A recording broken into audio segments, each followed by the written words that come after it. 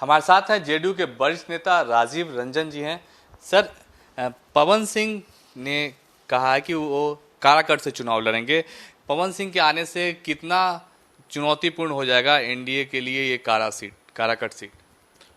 देखिए, वहाँ एनडीए के उम्मीदवार की जीत पक्की है। लोग भ्रष्टाचार और परिवारवाद के सवाल पर प्रधानमंत्री नरेंद्र मोदी जी और बिहार के मुख्यमंत्री श्री नीतीश कुमार जी के नेतृत्व में एनडीए गठबंधन के लिए वोट कर रहे हैं। और ऐसे समय में मतदाता कोई गलती नहीं करने जा रहे हैं। कोई जातीय कार्ड नहीं चलना है। फिल्मी सितारों के जो नखरे और उनके जो काम करने के तौर तरीके हैं, उसका बहुत असर इस चुनाव पर नहीं पड़ने जा रहा है। ये एक गंभीर चुनाव है।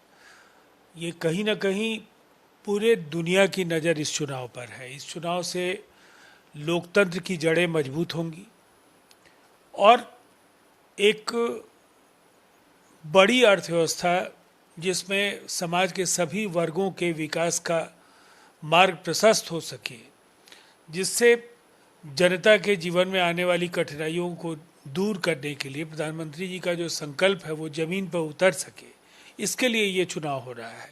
इसीलिए ये चुनाव एक तरफा है। काराकाट उपेंद्र कुशवाहा जी को निर्वाचित करके संसद में अपना प्रतिनिधित्व करने के लिए भेजेगा। सर, पवन सिंह भोजपुरी के सुपरस्टार हैं, खास करके वो राजपूत जाति से आते हैं। काराकट जो लोकसभा क्षेत्र है वहाँ राजपूतों की भी संख्या अच्छी खासी है, नायक वोट कहा जाता है उन्हें। तो ऐसे में सुपरस्टार का उनके साथ तगमा है, उसके बाद जातीय समीकरण है, क्या भोजपुरी क्षेत्र है, भोजपुरी के वो सिंगर हैं, क्या लगता है कि उनका उस पर असर पड़ेगा कि नहीं? देखिए, बिहार में एनडीए को सभी जातियों का वोट मिल रहा है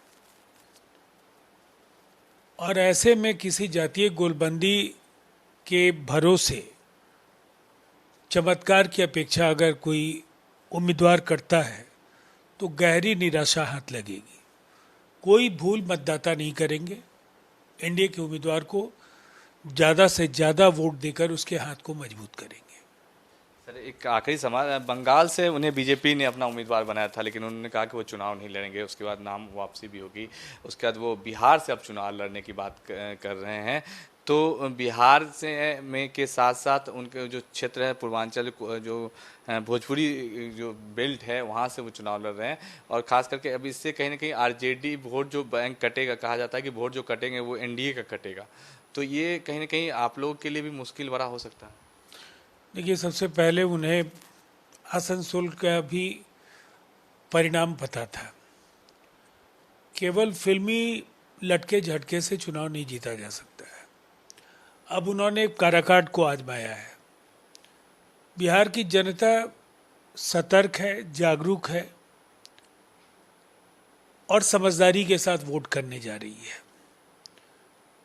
मैंने बार बार इस बात को कहा है कि नरेंद्र मोदी जी के नेतृत्व में एनडीए को सभी जातियों, सभी वर्गों का बड़ी संख्या में वोट मिलने जा रहा है। और ऐसे में कोई जातीय गोलबंदी के बल पर चुनाव जीतने की उम्मीद अगर करता है तो फिर ये चारों खाने चित होने की स्थिति है। तो ये थे हमारे साथ जेडीयू के वरिष्ठ नेता राजीव रंजन, जिनका कहना था कि इस बार का जो लोकसभा चुनाव है उसमें जो नरेंद्र मोदी है उनके नेतृत्व में चुनाव लड़ा जा रहा है और बिहार की जनता जो है न सिर्फ काराकट बल्कि बिहार के 40 सीट पर जो है एनडीए के उम्मीदवार को जीत दर्ज करवाएगी। कैमरा अभिषेक के साथ शक्ति, इंडिया न्यूज़, पटना।